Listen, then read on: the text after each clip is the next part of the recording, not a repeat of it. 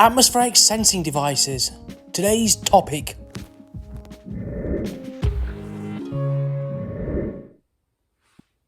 Another tip. That's illegal. Why?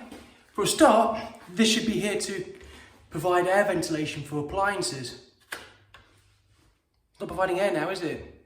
It's wrong. Even if you force it open, it's still poor because it's got a fly screen in it. What happens if that blocks? It's closed. It's wrong.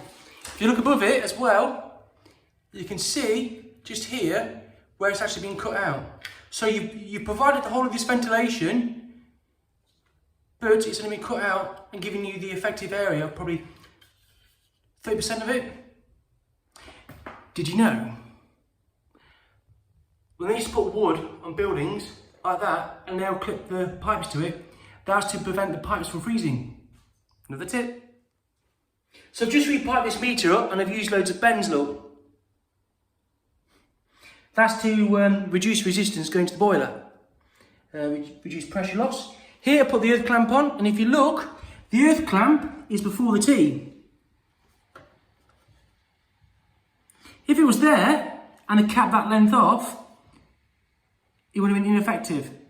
So the earth clamp always goes before any T and within 600mm. On-off switch, label, sorry. Emergency number.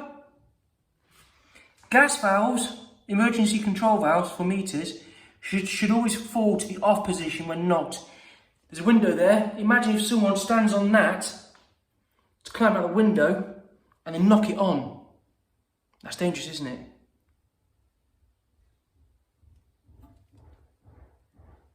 Offset now. 2 bends.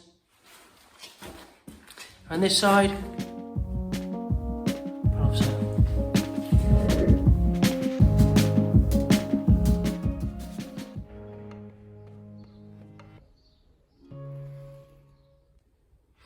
So a bit of a top tip for you guys.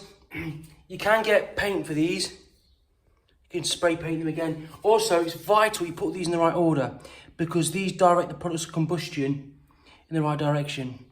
And always do a spillage test afterwards.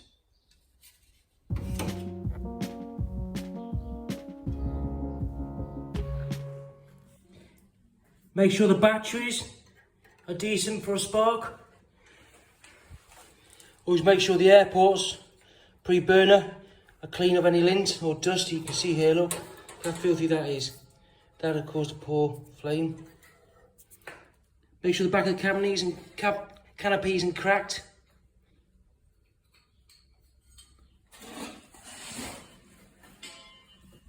Check the ignition gap is clean, there's a good spark. And always look where you have to put a spillage test or match from.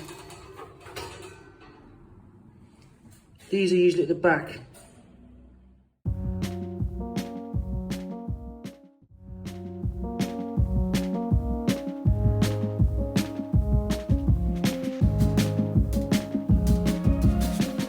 Right folks, this is a really old safety device.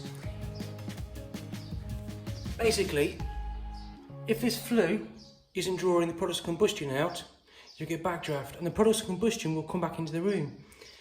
Burnt gas, the oxygen is vitiated, which means it's got no oxygen in it. So what happens is the products of combustion come back down the chimney and the vitiated air, the products of combustion come down this tube and they starve the pilot light. So rather than the pilot light being strong, it ends up becoming weak because it's starved of oxygen. And that's what it works. A vitiated tube. In this example, I've got the vitiation tube with my finger over the end to simulate products of combustion coming back down to supply the air to the pilot light. There's no oxygen in the flame, therefore it goes out and the safety device senses no heat. Gas supplies the pilot, it's ignited, it's got a healthy flame, so the pilot hits the thermocouple. On the right, products of combustion come back down through the vitiation tube, starving the pilot light of oxygen, and therefore it goes weak. Vitiated air is supplying this pilot light. hence why the flame is weak and missing the thermocouple. Therefore, the thermocouple is not sending millivolts to the thermocouple safety device.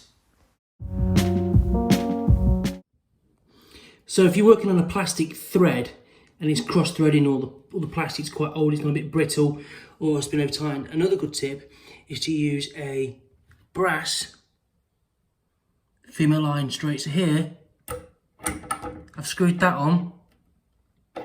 It's got a longer parallel thread.